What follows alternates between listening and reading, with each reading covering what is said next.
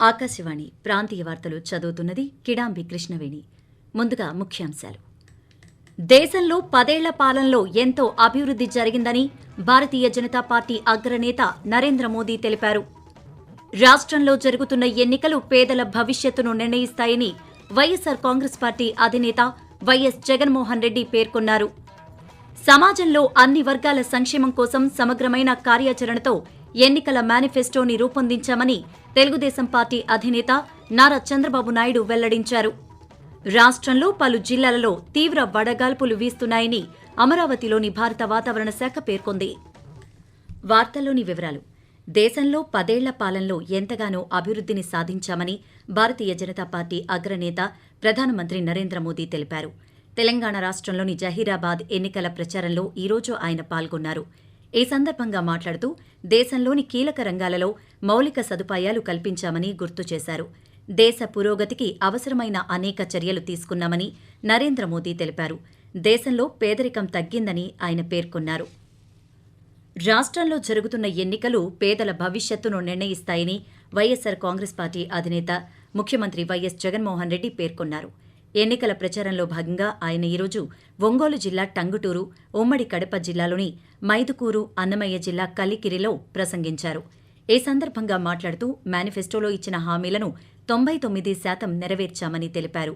గడిచిన 58 నెలల పాలనలో రాష్ట్రంలో విప్లవాత్మక మార్పులు తీసుకువచ్చామని, గ్రామ గ్రామాన ఇంటి వద్దకే పౌర సేవలు, సంక్షేమ పథకాలను అందించామని వెల్లడించారు. సమాజంలో అన్ని వర్గాల సంక్షేమం కోసం సమగ్రమైన కార్యాచరణతో ఎన్నికల మేనిఫెస్టోని రూపొందించామని తెలుగుదేశం పార్టీ అధినేత నారా చంద్రబాబు నాయుడు తెలిపారు. గుంటూరు జిల్లా ఉండవల్లిలో తెలుగుదేశం, భారతీయ జనతా పార్టీ, జనసేన పార్టీల ఉమ్మడి మేనిఫెస్టోని జనసేన పార్టీ అధ్యక్షులు పవన్ కళ్యాణ్, బీజేపీ రాష్ట్ర ఇన్ఛార్జ్ సిద్ధార్థనాథ్ సింగిల్తో కలిసి ఈరోజు విడుదల చేశారు. కాగా ఈ మేనిఫెస్టోలో సామాజిక పెన్షన్లు 4,000కు పెంపు, పేదలకు ఏడాదికి 3 గ్యాస్ సిలిండర్లు ఉచితం, మహిళలకు ఆర్టీసీ బస్సుల్లో ఉచిత ప్రయాణం వంటి హామీలు ఉన్నాయి. అలాగే మెగా డీఎస్సీపై మొదటి సంతకం, ఆడబిడ్డ నిధి కింద 18 ఏళ్లు నిండిన ప్రతి మహిళకు నెలకు 1,500 చొప్పున అందజేస్తామని ప్రకటించారు. యువతకు ఏటా 4 లక్షల చొప్పున 5 ఏళ్లలో 20 లక్షల ఉద్యోగాలు, నిరుద్యోగ యువతకు నెలకు 3,000 రూపాయల చొప్పున భృతి హామీలు ఇచ్చారు. తల్లికి వందనం కింద చదువుకుంటున్న పిల్లలకు ఒక్కొక్కరికి ఏడాదికి 15,000 రూపాయల చొప్పున ఆర్థిక సాయం వంటి హామీలు ఉన్నాయి. రాష్ట్రంలో తీవ్రమైన వడగాలులు బలంగా వీస్తున్నాయని అమరావతిలోని భారత వాతావరణ శాఖ పేర్కొంది.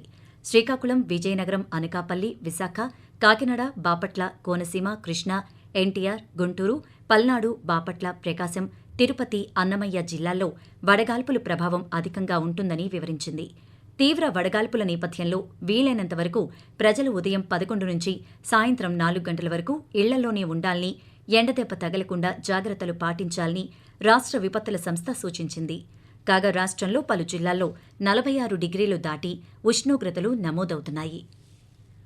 తిరుపతి జిల్లా నారాయణవనంలోని పద్మావతి సమేత కళ్యాణ వెంకటేశ్వర స్వామివారి బ్రహ్మోత్సవాలు మే 21వ తేదీ నుండి 29వ తేదీ వరకు వైభవంగా నిర్వహించనున్నట్లు తిరుమల తిరుపతి దేవస్థానం అధికారులు ఈరోజు ఒక ప్రకటనలో తెలిపారు.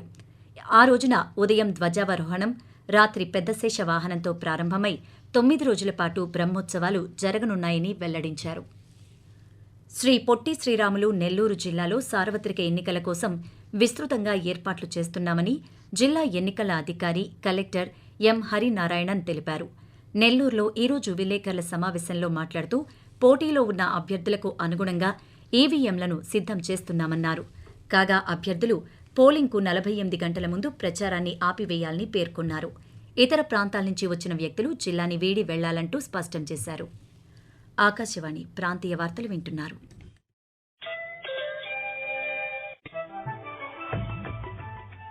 ఖచ్చితమైన సమాచారం, నిష్పాక్షికమైన విశ్లేషణలు, విశ్వసనీయ వార్తా ప్రసారాలకు వేదిక ఆకాశవాణి. దేశ ఆర్థిక, రాజకీయ, సామాజిక, సాంస్కృతిక అంశాలకు సంబంధించిన నిరంతర వార్తా విశేషాల కోసం ఆకాశవాణి సామాజిక మాధ్యమ వేదికలైన news on air YouTube channel ను, newsonair.gov.in వెబ్సైట్ ను, ట్విట్టర్ లో ఆల్ ఇండియా రేడియో న్యూస్ ను వీక్షించండి. తెలుగు ప్రాంతీయ వార్తా విశేషాల కోసం ఆకాశవాణి న్యూస్ విజయవాడ మరియు Akashvani news Visakhapatnam YouTube channels ను వీక్షించండి.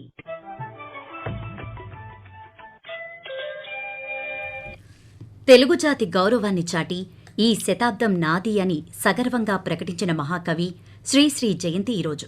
ఆయన తనదైన శైలిలో రచించిన కవిత్వంతో పేదల పక్షం వహించారు. తన కవిత్వం ద్వారా బడుగుల అభాగ్యుల వేదనలు, రోదనలు బహిర్గతం చేశారు. అన్యాయాల మీద ప్రశ్నించారు. 1910లో విశాఖపట్నంలో జన్మించిన శ్రీరంగం శ్రీనివాసరావు తదనంతర కాలంలో శ్రీశ్రీగా సుప్రసిద్ధులయ్యారు. 1930 ప్రాంతంలో ఆయన రచించిన మహాప్రస్థానం నాటికీ నేటికీ కూడా అద్భుతమే. ఆ కవితా సంపుటిలో ఒక్కో కవిత వర్తమాన సమాజాన్ని నిలదీస్తూనే ఉంటుంది. సినీ రంగంలో కూడా శ్రీశ్రీ అనేక పాటలు రచించారు. చైతన్యవంతమైన గీతాలు ఎన్నో ఆయన కలం నుంచి జాలువారాయి. 1974లో వచ్చిన అల్లూరి సీతారామరాజు సినిమాలో తెలుగు వీర లేవరా అనే పాటకు శ్రీశ్రీకి జాతీయ పురస్కారం లభించింది. 1983లో ఆయన మరణించారు. విశాఖ జిల్లాలో ఎన్నికల నిబంధనలు అమల్లో భాగంగా 13.41 కోట్ల రూపాయలు జప్తు చేసినట్లుగా జిల్లా కలెక్టర్, ఎన్నికల రిటర్నింగ్ అధికారి డాక్టర్ ఏ మల్లికార్జున తెలిపారు.